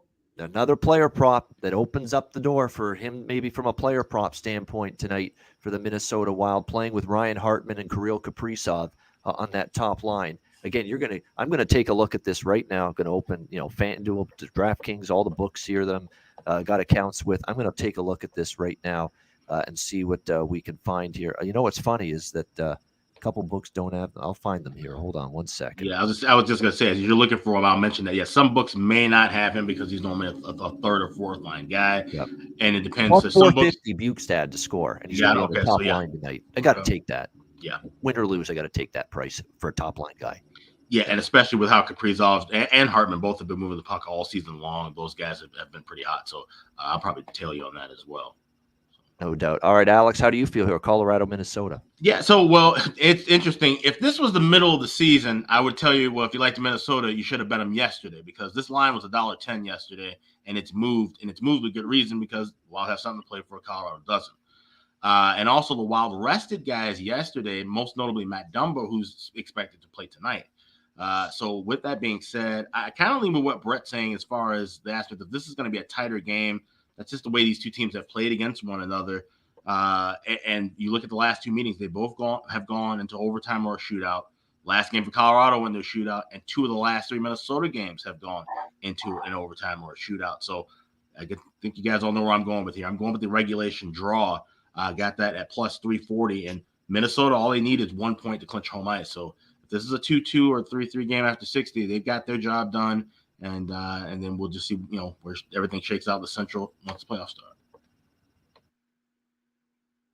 All right, good stuff. We move on to Calgary, Winnipeg. Calgary minus 145, road favorite, 6 the total. This is not Winnipeg's last game of the season, believe it or not. They have one more. It was a snowstorm that postponed it weeks ago in Winnipeg, and they're going to make it up on Sunday at 2 p.m. Eastern, them against Seattle in Winnipeg. So this is actually the second to last game of the season, both at home for Winnipeg. I actually like the Jets a little bit here. Don't love it. It's going to be a smaller play for me, but I like Winnipeg a little bit here. +1. I got +135. It's down to +125. It's back-to-back on the road for Calgary after losing in overtime to Minnesota last night. They are locked into first in the Pacific. They know, they can't move up or down. I don't know if we're going to get full, focus from the Flames here. It's probably going to be Dan Vladar in net after Markstrom got the start last night. I don't sense yet that anybody's going to be rested, but man, if you're ever going to rest, Daryl Sutter's not the kind of guy to rest players, but man, if he's ever going to do it, it's going to be tonight in this game. So keep an eye out closer to puck drop. You might see some Flames getting the rest tonight in this game, but I think Winnipeg shows up. Look, I'm looking for signs of a pulse from a team like Winnipeg down the stretch in their final homestand. They've shown it. They beat Colorado, very impressive. And then they beat Philadelphia, took care of them in their last home game. So 2 wins on this homestand for the Jets. It's Connor Hellebuck in net. He's had a tough year, but I kind of think he wants to finish off the year on a high note because, look, his last start was his best start in a while. That Colorado game, he played great last Sunday. 1 goal, a lot of shots faced. He looked like Connor Hellebuck, when he's on top of his game again. So I think there's incentive for him. Let's finish the season on a good note. Winnipeg's looks like they're playing with some incentive here in these final home games. I don't think Calgary's bringing a whole lot tonight. Back-to-back, they've got everything locked up. Give me Winnipeg here. Brett, what do you think here? Calgary, Winnipeg. I like Winnipeg. I like the plus money. I think they're a team. There's a lot of talk that they might make some moves and shake things up this summer. But different from Vegas or Philly, this is a core that's been together for a really long time. Some of those guys have been there since I was there back in 2010, or 2011. So I think it's a little bit different than a team that like Vegas that was put together over the last year and just faltered. I think so. They've got a lot of pride and have enjoyed playing together for a long period of time. I think they're going to want to finish these last 2 home games strong. Winnipeg has a great fan base too, so they're going to want to let their fans go home over the summer with something positive. And there's even been talks of movement in the front office and everything. So I think there could be a big shakeup there. So I think they're going to want to finish this era or potential end of an era for what they've had there as a core really strongly. So I like them at plus money. Dubois, he needs 2 goals for 30. So he's got 2 games to do it. So I like him as an anytime scorer tonight. I don't know if I'd put multi-goal on him, but definitely anytime goal scorer. And then go from there. I kind of like the under in this game just from the fact that I don't think I would do it right now. I'd wait till game time because it depends who Calgary's got in the lineup. Yep. But if they were playing both lineups full, I probably would take the under in this. Calgary solid defensively. I think Winnipeg's going to be sharp defensively in their last 2 and try and win some tight checking games. But Dubois, anytime goal scorer, and Jets for sure on money line. All right, there we go. You're down with PLD? Yeah, you know me, Pierre-Luc Dubois, for the Winnipeg Jets to score a goal tonight, and also a Winnipeg home underdog. And I totally forgot, Brett. You were with that. You must have been with them like their first year. Was it? Yeah, I was there. I was there briefly. I got to play in the first game for them, so it's pretty cool. I got picked up on waivers like 2 days before, so it was pretty cool timing to be part of the Jets. Wow, nice. So that very first home, and I remember watching that. You're at the Yeah. very first home game with the return from Atlanta. Obviously, they relocated from the Thrashers to Winnipeg, and you were on the ice that day. Very good, good stuff. You were with that guy. I know you were with the Coyotes for a little bit there. That's the team I remember you with most of all. Was with the Coyotes back when the Coyotes were actually halfway decent when you were there. Yeah, they had some good squads when I was there. A lot of great veteran players that had really great careers. So it was a fun time to be a part of that organization too. Yeah, and of course Shane Doan stands out among the rest back from those days, no doubt, with that Coyotes group. Alex, what do you think here, Calgary, Winnipeg? Yeah, it's the reason why I wore the Coyotes jersey today. So it's funny you bring that up. But yeah, as far as this goes, and you make a great point, Brett, about how this has been a core that's been together a very long time. And sometimes when you see, granted, it's been a disappointing season for them, and more likely they're going to be making changes. But this is not necessarily one of those it's just falling apart. We're just going to kind of go our separate ways kind of thing like it would be in Vegas, for example. This would be kind of more of a swan song thing I expect from them. Like I said, give the fans something, especially with 2 more games left. The thing is, you're probably getting a better price for this game tonight than you will against Seattle. They're probably going to be, favored, especially if they win this game. You're probably going to be seeing, minus $1.40, $1.45 against Seattle in that throwaway game. So you're not going to have a chance to really back them there. Although I think they should take care of business in that as well. But this is a game, even with the line move, because this opened Flames minus 170, and we've seen everybody kind of look toward Winnipeg, assuming Calgary's going to rest guys. But that angle with Winnipeg, and having a great home fan base, it's going to be a lot of people there still, if not a sellout. And that core group possibly being the last time they play with each other, this definitely looks like a side I'll be looking at. So I'll take a shot here with the Jets on the money line. All right, liking the Jets as well, Alex, in this one. And yeah, for Scheifele, for Connor, Hellebuck in goal. A lot of these guys, Ehlers, they've been together for a long period of time. And it'll be interesting to see what this Jets team looks like for sure moving into next year, because there's probably going to be some changes. All right. Anaheim, Dallas now next up. We've got the Dallas Stars minus 245 in some spots as home favorites here. The total 5.5 across the board in this one. I'm not touching Dallas. I know that. That is a given in a game where, look, they've clinched a playoff spot. You'd have to ask Ben, Sagan, everyone on this team if they really care who they play. It's going to be a brutally tough series either way. Like, pick your poison, right? Calgary or Colorado. Is it a huge difference either way who you play? If you're Dallas, you're going to be an underdog regardless. So I think it's a situation where for them, it's going to be a tough first round series anyway for the Dallas Stars, regardless. I don't know. It is their final home game. Maybe they show up, but we know what Dallas does. I said this all season, especially lately. They don't do anything easily. Look at the game against Arizona. They get the 3-0 lead. It looks like, wow, they're going to put the boots to Arizona, get in the playoffs. Nice and easy game to get into the playoffs. Nope. Arizona comes back, ties it up 3-3, and ends up winning in overtime. That is the Dallas Stars right here. Perfectly. Do you know what I'm betting in this game, you guys? The same thing I took with Arizona-Dallas, the draw. I think we get overtime here in this game. It's just what the Dallas Stars do. The bare fucking minimum. They don't do anything easily. Everything's a stressful torture chamber for their fan base every single night. This, again, with the playoff spot already clinched, I don't think there's that great incentive. Wow, let's go out huge win tonight because we want to play someone, Colorado or Calgary. No, I think they'll just do enough to get by like they always do. Just like they barely beat San Jose by a goal at home. They barely beat Seattle by a goal at home. Lousy teams. Lose to Arizona. I think we go to overtime here. And at the book that I usually go to for draw bets, because I usually get a better price, you can get Anaheim Dallas draw or the game to go to overtime at plus 400. Plus 400 on that. Sign me up. Overtime or a shootout tonight. Anaheim Dallas draw plus 400 for me here.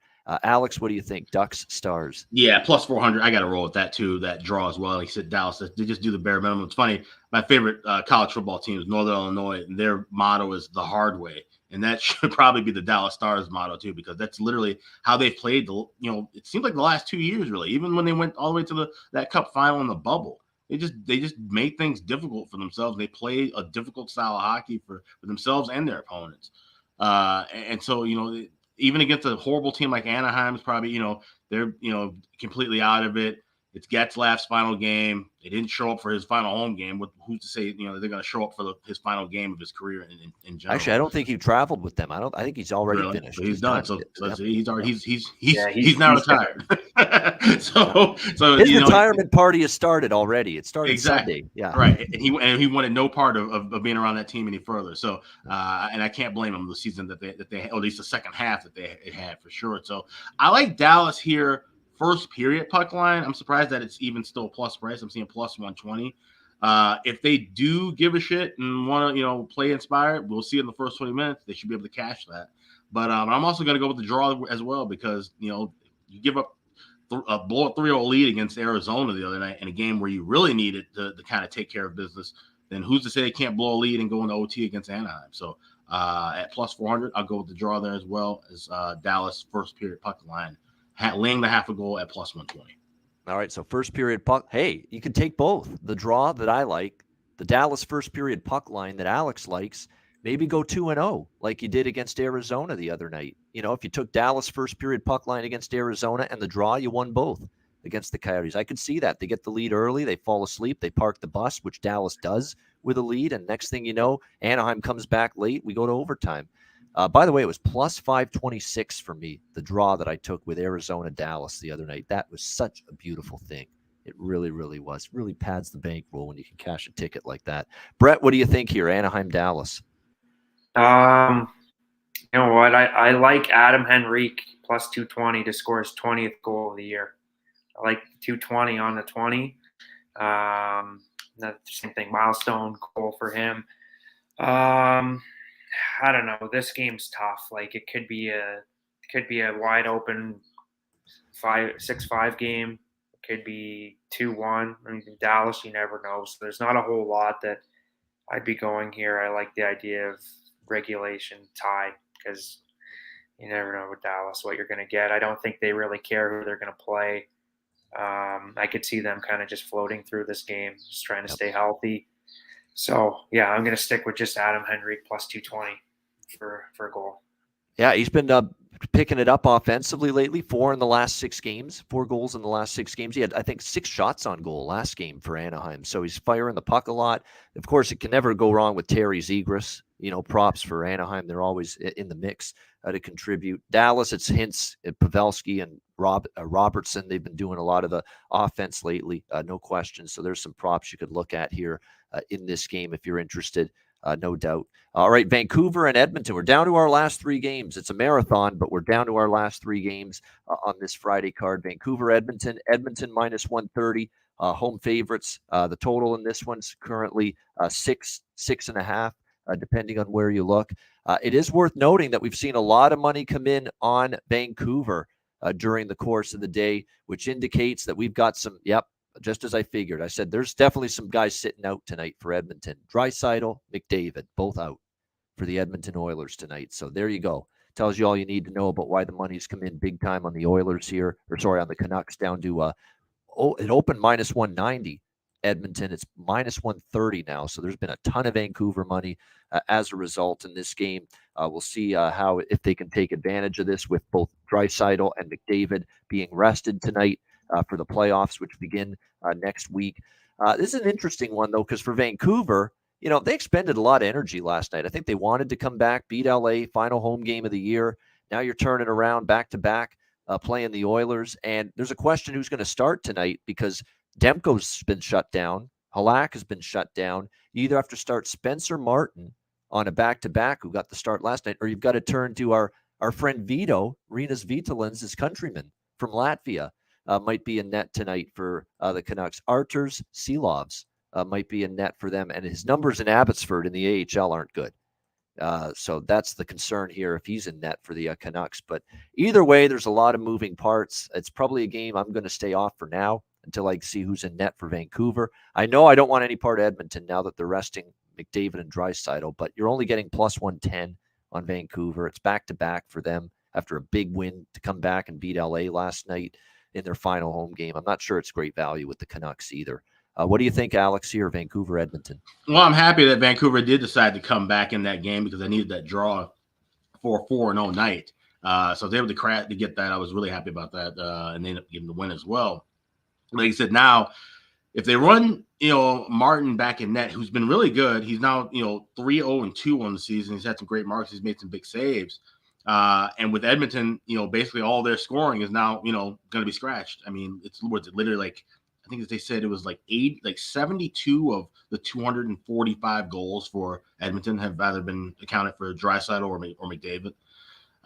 So we know how top heavy that team is with those two guys. With them out, I might actually look at an under, maybe even look for a live under with this one if I find out Martin's a confirmed starter. I just can't see where, like I said, what's Edmonton going to play for, and Vancouver might be a little spent after the energy that they expelled in that last game on a back-to-back to wrap up the year. So a lean to the under, and I'm more than likely to jump in live than play it pregame.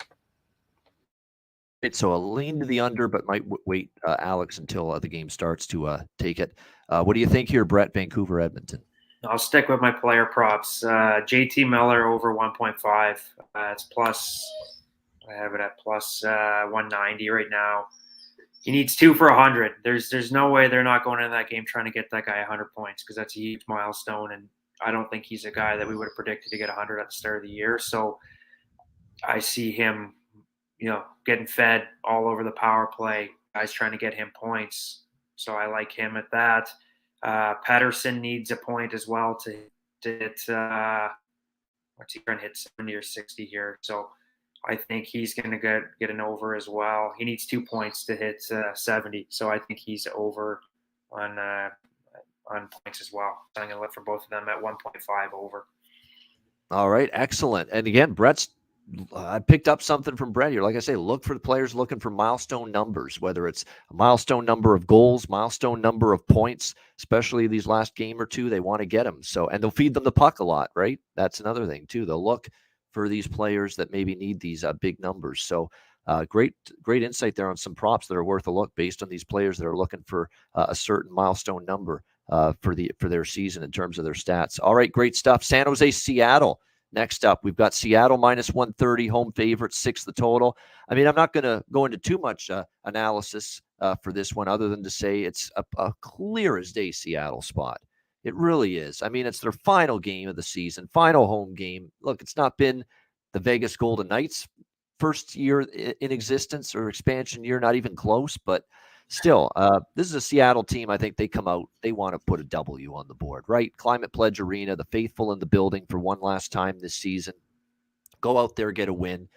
They got a team that they're capable of beating, no question. San Jose, and plus San Jose off a tricky turnaround, right?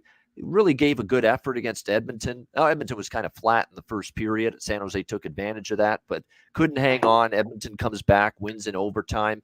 Tough to turn around from that type of loss, hard-fought loss to Edmonton. Couldn't hold the lead. And now you turn around, you're playing back-to-back, going on the road for a second straight night against Seattle, who are rested, who really want to, I think, have a good final game in front of the home fans this season, and a little bit of momentum, going into next year for year number 2 with this franchise. So very clear decision for me to take Seattle just based on that. I think they're worth a look here. Seattle minus 130. Alex, what do you think here? Sharks, Kraken. Yeah, I would lean with Seattle on the side because, like I said, this is the final home game, mind you. They do have to travel to go play Winnipeg, and I can't imagine where. Yeah, that's true. They would, final home care at all about that. So all the more reason to kind of look maybe towards Seattle in this spot because try to give their fans something to to go out with. And but I like the over here at 6. This feels like one of those just roll the puck out and let's maybe have some fun for 60 minutes kind of a game and see who. So I think we're going to see a kind of freewheeling open style hockey. We know both these teams are susceptible to give up goals in bunches. So there was a cheap price. I got it minus $1.05. I'll go with the over 6. All right, like an over 6 here, Sharks and Kraken. It's funny we mentioned Seattle because honestly, Brett and I texting on Wednesday night when the Seattle game was going on, and we're both on Seattle. And it's looking good, and then all of a sudden they fall apart defensively. Grubauer's looking like a sieve in net, can't make a save. Kings just go on a big goal-scoring spree there, and the game kind of gets away from them. So, and they were in a good spot that night against LA and couldn't get the job done. So it's not like this is a given that Seattle's going to go in there and win. I mean, this is obviously a team that's got issues. Expansion team, scoring is sometimes an issue. Defensive play and goaltending, as we saw against LA, can be an issue. So this is not a slam dunk. Seattle's winning this game, but it sure as hell does set up nicely for the Seattle Kraken tonight against San Jose. We'll see if, unlike the other night, they can take advantage of it. But I agree with Alex's sentiment. It does feel high scoring. Hell, that LA-Seattle game turned into a shootout the other night. Maybe this one will as well. And we just saw it with the Sharks last night. Scored goals, but gave up a bunch as well. I would think it's going to be Kakkonen, I would think, in net for, it is Kakkonen and Drieger, the goaltending matchup in this one tonight. Brett, what do you think here? San Jose, Seattle. I like the over in this game too. I think it's going to be pretty free-flowing. Both teams getting ready for summer. Go out and try and get some points. I also like Jared McCann over 0.5 points. That'll get him to 50, which is a huge high for him. Like his high before that's in the 30s. So for him to hit 50 would be a big deal. So he'll be looking for that tonight. They'll be looking to try and get him that point. So that and the over are my two that I like from this game.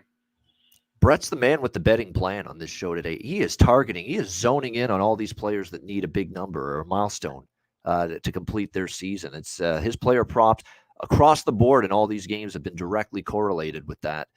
So definitely an interesting theory that he's got with so many of these player props tonight. All right, final game. We've made it. This marathon edition of the show. The final game, Nashville, Arizona. Nashville minus 250, road favorites, 6.5 the total in this one. Nashville is in one of those spots where, in terms of positioning for them, they're trying to maintain. They got 1 point up on Dallas, right? One of these teams is going to be wild card 1. The other is going to be wild card 2. So one is going to play Calgary. One is going to play Colorado. For Nashville, do you want to go out there and win tonight? Obviously, I think you do. And you're capable of doing it against Arizona. But let's not sell Arizona short, guys. This week has been a nice little week for them, hasn't it? They beat Minnesota. A very impressive, stunning win on the road. They come back from 3-0 down in a game that was significantly important to the Dallas Stars the other night, and they win in overtime. Let's give the Coyotes a little bit of credit here. They have not packed it in this week in these road games, and now they're playing their final home game. I think you get something from this team. I think you get them playing with some purpose. How much does it matter? I mean, we're talking about Gila River Arena. It's the final game that the Coyotes are ever going to play in this building before they move to that rinky-dink little peewee hockey-sized venue next year on the campus of Arizona State at Tempe there. I don't know how much let's put the building out with a win tonight, Gila River Arena, but for a crowd that's, they don't, there's Halloween costume party for Arizona home games. Everybody's dressed as empty seats. It's not like it's a situation where it's going to be a packed venue tonight. But nevertheless, I think you get an effort from Arizona. They still stink defensively right now. They still have trouble keeping the puck out of their own net, whether it's Sateri in net the other night or whether it's Vejmelka, who's probably going to get the start tonight. I don't think they're going to hold down Nashville. Nashville's scoring in bunches again the last few games. I think Arizona chips in. I like the over here in this game, 6.5. I think we get goals. Arizona's trended that way. Nashville 4 straight overs. And do you know what I also like here in this game, you guys? Nashville has gone beyond regulation in 4 of their last 5 games. I'm doing it. You better believe it. And Arizona's been competitive this week with Minnesota and with Dallas. I'm going to go ahead with another Alex B. Smith special, a draw. My second draw. I'm on the Dallas-Anaheim draw, and I'm on Nashville-Arizona draw as well tonight. Plus 420 is the price with that. Because, look, Nashville, 4 of their last 5 games have gone to overtime or a shootout, and Arizona's playing tough this week. So plus 420 on the draw for me with the Predators and Coyotes as well as the over. Alex, how about you? Nashville, Arizona. It's literally the first thing I did this morning when I woke up was rolled over and checked my phone. Yeah, there we go. And I got that draw at plus 400. So I'm right there with you with the draw, the way these two teams are playing. Here's the interesting thing about the game tonight. There's going to be a ton of former Coyotes players there. They said most notably Jeremy Roenick. They mentioned it was a whole long list that they mentioned. And to do Doan's this kind got to be one of them, right? I think Doan's going to be there too. Yeah. So this whole celebration, it's not as if they're leaving someplace that they've, had a lot of magical memories in, and they're going to a new, what are we palace. Celebrating exactly? They got evicted. I think, did we forget about this? The city of Glendale evicted. We're booting you out. Let's celebrate that. Yeah. And now you guys, and they're going to go play in a, which I don't even know if it's it looks like it's going to be a state of the art for a college team, possibly arena, but 5,000 seats. I mean, the whole thing's a disaster piece. I'm personally frustrated with Arizona for getting that last win because that killed my under 23.5 for the wins. Did catch the point total with ease, though. I said they were going to be one of the worst teams in the league this year, and they've proven that. But they've played spirited hockey in this last couple of games. So I also like the first period over, which is at 2 plus $1.20. I usually don't play a lot of over twos, but with that high of a plus price, I'll definitely go with that. These are two solid teams that first period over, and like the draw, I got it plus 400. Like I said, Arizona's hanging tough. Nashville seems like every game these days have gone to OT or the shootout, so that's a great price for a draw. All right, so liking the draw, the first period over as well for the Preds and the Coyotes. Brett, what do you got for us here, Nashville, Arizona? I don't have much on this game. I think there's not a lot of value to be had, really. Like even Nashville puck line, there's it's not plus money. Arizona plus 1.5 is not. I don't think it's worth it. I think Nashville still has too much to play for, so I don't think Arizona's going to win this game. So maybe I'm on the tie train with you on this one because I don't see anything else from this game that I really like. It is true that there is a lot of Coyotes alum going to the game tonight, but again, it's kind of a weird situation. They're not leaving town. They're getting evicted from the rink. It's not the same as some of the other things we've seen in the past with teams leaving or ceremonies from that perspective. So yeah, it's just this is a game for me. There's not much there, but I'll jump on the tie train as well. It's got great value, and that trends have been going that way for both teams. So can the draw as well. I think it's worth a shot, win or lose, at that price for sure. Do you find you still have somewhat of an emotional attachment, Brett, to the Coyotes? I mean, you did spend more time there than any other place in the NHL, certainly. Yeah, I mean, I was drafted by them. Obviously, that's where the majority of my career was with them in their minor system through, the Coyote system. Like I was with them for 6 years. So obviously I do. It's weird, like the turnover there outside of Stan Wilson, the equipment manager. I don't think there's anyone left there from when I was there, but obviously Shane Doan's still a part of it. And he was an amazing mentor and just great person to be around. I don't think there could have been a better captain for a young guy to be around. So there is some emotional attachment and still a lot of great feelings about the city of Phoenix. I love going back there from time to time and spending time there. So I'll always have a soft spot for the Coyotes. I wish that it felt like the organization was moving in a better direction than it is right now. I mean, you're going to move into a university rink for 3 years, and there's no kind of guarantee yet that anything's going to get built after. I know there's lots of talk about the Tempe rink, but nothing's been finalized yet, which, you're kind of like, is this just a move before they make a big move to another city? So it's hard to really get behind them right now, but, obviously quietly always support them and I'm very proud of my time with them and that I got to be a part of the NHL with the Coyotes. Yeah, that's one thing I was going to ask too, because as you said, you were part of that organization. So, should hockey be in the Phoenix area? Honestly, like what are your honest thoughts on that? Yeah, you know what? If you really dive into it, when they played downtown, they did well. They drew well.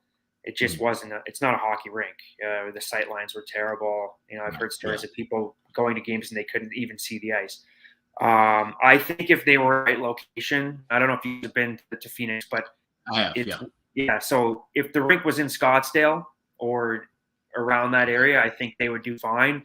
The problem is they're 45 minutes away in Glendale, and when the economy and everything dropped, things just didn't get built out in Glendale. And for football, it works because you go once a week. They're right beside the football stadium. You can drive 45 minutes to an hour once a week to go watch football. You're not driving there 3 times a week to watch a hockey game. Even as a player, driving from Scottsdale to Glendale every day became exhausting. So I think it's more of a location thing than it won't work in the city. And I mean, it works in Vegas, it works in LA. So I don't think it works in Tampa. I don't think the excuse of being a warm climate is there. I think it's just that the location isn't the right place for success in that area. I think if they do end up building a new rink in where they're proposing it to be, I think there will be a lot of success. So hopefully that does happen and come to fruition. But I know it doesn't look as clean as hopefully it will right in the future. So I'm hoping things kind of get sorted out there because it was a great place to play. I know guys love playing there. guys, pretty much everyone that plays there long-term retires there. So that's a good sign of what they feel of the city and the area. So hopefully it works. And the year-round weather, that's a little perk too. Yeah, for sure. Yeah, it's hard to complain in your shorts all year round. Yeah. And I had family that lived in Arizona for years, so I got to go see the Coyotes play at America West Arena. We talked about where the sight lines were awful, and I went to I forget what they called it before, Gila River, but that area out in Glendale. And as you know, there with family and traveling, it seemed like a cool place, and that's probably why you see a lot of visiting fans come in there, not just because there's tickets available, but because that whole mall and that whole area that was around that, I think like it's a really cool atmosphere. I was stunned to see that people weren't really going out there, but when you explain it from a local point of view of the travel back and forth constantly, then that makes a difference. So you're saying a move if they do go to Tempe, so basically we're talking about the opposite side of Phoenix, basically that would be a better location and more successful for them than anywhere else they've been previously. Yeah, I think so. I think it's a better location for people. And then obviously I think it's probably going to be similar to Vegas, where teams that travel really well. I mean, even when I was there, when the Leafs came to town, or Canadian team, or the Wings, or Chicago or Boston, they were close to sellouts. So I think it'll be kind of one of those places everyone will mark on their calendar if they're closer to Scottsdale. Hey, we'll go in for a weekend and watch the Blackhawks play, or we'll go in for a weekend and watch the Leafs play. And there's nothing wrong with that. I mean, it's working in Vegas, and it's working in other places as well. So I think that's kind of the model they have to go to, and hopefully it works out. Now, you're a big baseball fan and baseball bettor too, Brett. You're a big baseball guy too. I'm going to make a comparison and similarity. I'll see if you agree. I mean, obviously talked about the Arizona situation with the location of their venue. Could we compare it to Tampa Bay with the Rays? Tropicana Field, people have been bitching about the location of that place. Not only that, but it's a horrible ballpark. I mean, the catwalk is ridiculous. I mean, the baseballs hit that half the time, and they got to review it and see if what ends up happening. Is it a double home run, or is it dead ball, that kind of shit? I mean, it's just not a proper ballpark, simple as that. And it's not in a good location either. And they can't draw flies during the regular season for Tampa Bay Rays games at home at Tropicana Field. Do you think that's a good comparison, fair comparison? Tampa Bay Rays with Tropicana Field drop to what Arizona, the Coyotes, have gone through? Yeah, maybe a bit. I mean, when I was there, the year they went through that run for the Western Conference Finals, Arizona's kind of a fair weather city as well, and I think a lot of that just because there's so many options on things you can do there. Not to make an excuse for people. Obviously, if you're a diehard fan, you should be a diehard fan all the time, but you look at any of their sports teams there. If the teams are good, they draw well. If the teams aren't good, they don't draw as well because people go get distracted by everything else that's going on. The Rays, even when they're good, they still don't draw. So I don't know if maybe they are. It is a little bit different, I think, in that sense, because I think if Arizona moved to a different location in the city and the team was strong, I think that the fan base would grow. Or at Tampa Bay Rays, I don't see them ever. Maybe I'll be wrong, but I don't see them ever having success unless they move out of Tampa Bay. I think they despise the ballpark. They despise the location because they really should be getting a good crowd every night. That's been a damn good baseball team the last few years. Tampa Bay Rays contending in the playoffs consistently. I think it's more location and brutal ballpark for Tampa than it is location and brutal location for the arena in Arizona. I think part of it with Arizona is, you're right, fair weather fans. The team has not been good the last few years. That's played a big part in Arizona's issues too. Yeah, and that's what I was going to say too, because like I said, I remember when they first moved out there, the teams that they were absolutely loaded. They brought back the whiteout, and you had Ronick and Kachuk and Hobby Bullen, and you saw crowds there in droves and sellouts. And even then, like you mentioned, that 2011 run, 2012 run toward the Western Conference Final, people showed up and the place was packed. So they want to see it. Look at the Suns. There was no one going to Suns games until the last couple of years. Now the Suns are the hot ticket in town. So that's the reason why I really worry about the Coyotes. Like that, after this lease ends with this new arena, okay, but if they aren't winning by that point, or they go to a new arena and then they still aren't winning, well then at some point they're just gonna have to leave, because you just can't. Unless you're an original six team like the Hawks were able to just kind of stay afloat, and hell, they were allegedly losing $100 million during the dark years where they, had 5,000 people a night, but they're an original six team. They're not going anywhere. If you're a team like the Arizona Coyotes, you can't stay afloat having 5,000 fans, no matter how good or bad your team is. after you get out of an arena that only holds 5,000. So there's things changes are going to have to be made. And I think the biggest change, not just also the product on the ice, obviously you want to have a winner on the ice, but the fans' mentality are got to change too. Oh, if you want to see this team stick around, come out to the game. The diehards, yeah. And the concern, how are you going to get players to sign there over the next 3 years? And they're going to have a top 2 or 3 pick in the draft, and you're going to have a guy go in there, and this is where I don't know what they're going to do. I things work out, but it's going to be I'm pretty sure it won't be hard to get a lot of maybe 19, 20-year-old guys to play on the campus of Arizona State University. That might actually be a little bit of a self. Yeah, true. You might have a mix of young guys, and then you'll have older guys that they have to overpay that are just looking to ride out their career. We kind of over the next 3 years. So. Yeah, absolutely. All right, we got to wrap this up. Brett, thanks for being with us for over 90 minutes. I didn't think it was going to be this, but I should have known with 15 games on tap, it would be one of our longest shows this year. We usually only go an hour or so, but thanks for joining us. You had your afternoon at least free, which was good. Great stuff with Brett McLean. He'll be joining us whenever he can during the Stanley Cup playoffs as well. We'll have him on a bunch more times during the playoffs, which start next week. Looking forward to it. We're off tomorrow. Thank goodness. I've been doing shows since 11 a.m. straight today. I was almost a 3-hour show before this one started, and now another almost 2 hours here. I'm ready for a nap or something. I actually got one more coming up at 4 p.m. NBA for Pub Up. It's just nonstop today. But thank goodness I'm off tomorrow. No NBA show. There's no Ice Guys tomorrow either because there's no games. We're back Sunday, noon Eastern, Sunday, May 1st, Stanley Cup Playoffs preview edition of the show. It'll be me, Andrew McGinnis, Vito, Rinus Vitalins from Latvia, who joins us on the weekends, and Bobby Ryan, our special guest on Sunday. We're looking forward to that, breaking down the Stanley Cup playoffs. We got a bunch of guests next week, the week after. We're looking forward to the Stanley Cup playoff preview shows. Lots of great hockey player perspective, which we like. That's why we bring on people that have played the game on the Ice Guys show. So lots planned. We appreciate it. 140 live viewers. Hit the like button. Make sure you do that. We appreciate this very much. It's been a great show. So make sure you show that love. Hit the like button. Before we get to best bets to wrap it up, and Brett McLean hit the Flyers, I remember, against Nashville, Claude Giroux's final home game the last time he was on the show with his best bets. So see if he can deliver another one for us. But DraftKings Sportsbook, official sports betting partner of the NHL. New customers can bet just $1 on any NHL team, get $150 in free bets if they win with promo code THPN. If DraftKings Sportsbook isn't available in your state yet, you can still play for huge cash prizes.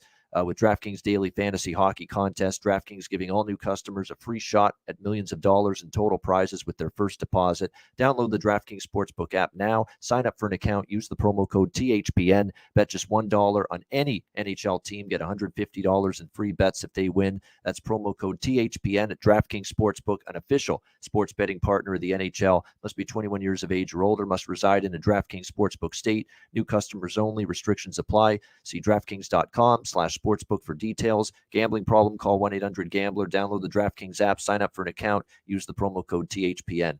I do want to bring up Po Buddy's Nerfix comment for Brett here. He said, where was Brett's invitation to join the night here for Arizona at the arena? Where the hell was Brett's invitation? I agree. Brett, you should have been invited to that. Yeah, must have got lost in the mail, I guess. I mean, hell, Brett, they probably could have used it on the ice for most of the season, to be honest. Exactly. You might have been a better option than definitely some of those people that are trucking out there every night right now this season for the Coyotes. It's been a tough year, though. I mean, they've been decimated with injuries. That hasn't helped either down the stretch. But still, I mean, they are in a massive rebuild, and it's going to take some time for sure. All right, let's wrap this up. Great addition to the show today. Best bets. Alex, we'll start with you. What do you like for best bets? Yeah, I just want to make some notes on some confirmations for goalies. Spencer Martin will be starting for Vancouver against Mikko Koskinen. John Gibson for Anaheim against Jake Ottinger. Kaapo Kähkönen for the Sharks against Chris Driedger for Seattle, which really now I really love that over quite a bit. But my best bet will definitely be the draw we talked about with the Coyotes and Nashville Predators. I mean, these are two teams that have been playing tight games as of late. And like there's not really much that, Nashville, can try and get that wild card spot solidified, but I don't think they care too much about that necessarily. And we'll see what kind of tempo we get from the Yotes, after the ceremony they're going to have and different things. And with it being the final game in this arena. But I like it to go past 60 minutes, and at plus 400, that's a great price. So let's go with Arizona, Nashville draw. Plus 400 is my best bet tonight. All right, there we go. Nashville, Arizona draw plus 400. It's not my best bet, but I'm on it as well. Definitely liking that Predators Coyotes draw. Best bet for Alex B. Smith. All right, Brett McLean, great job at once again for the second time for you on the ice, guys. What do you like, Brett, for best bet tonight? You know what? I keep looking at it, and it's drawing me in. I like the Bruins on the puck line. I think -1.5. They're plus 200 against the Leafs. I think Leafs have a lot of guys sitting out. Shalgren's going to be in net. I just see the Bruins coming out with a big win here tonight. They're still playing for something. So I see them winning by a couple, and that's my best bet. All right, there we go. Boston Bruins -1.5, puck line plus 200 against Toronto for Brett McLean with his best bet. My best bet is going to be Rick Jeanneret night. Top shelf where Mama hides the cookies. Yeah, Rick Jeanneret. Hopefully he says that a couple of times, which means Buffalo's scored a couple of goals here in the game tonight. What a wonderful career, a wonderful man. He will be missed, and I think the Sabres go all out to get a win in his final call tonight, in his final game and final home game of the season for the Sabres as well. Buffalo -125 against the Chicago Blackhawks. That is going to be my best bet for this Friday NHL card. And that'll wrap up this edition of the Ice Guys. Thanks to everyone for joining us. Hit the like button on the way out. And thanks again to Brett McLean for joining us. He'll be back during the playoffs with us as well. A reminder, the Ice Guys is live 7 days a week, Monday to Friday, 2 p.m. Eastern, Saturday and Sunday, noon Eastern. And if you can't watch the show live, download the Ice Guys podcast in audio form on all major podcast platforms, Google Podcasts, Apple Podcasts, Spotify, Stitcher, and iHeartRadio. Download the Ice Guys podcast when you can't watch the show live. For Alex B. Smith and Brett McLean, I'm Ian Cameron. Have a great Friday night. Enjoy the games and good luck. We're off tomorrow, thank goodness, but we are back on Sunday, noon Eastern. Ice Guys Stanley Cup playoff preview show. Bobby Ryan, our special guest. Don't you dare miss it. We'll be back on Sunday. Ice Guys playoff preview show presented by the Hockey Podcast Network.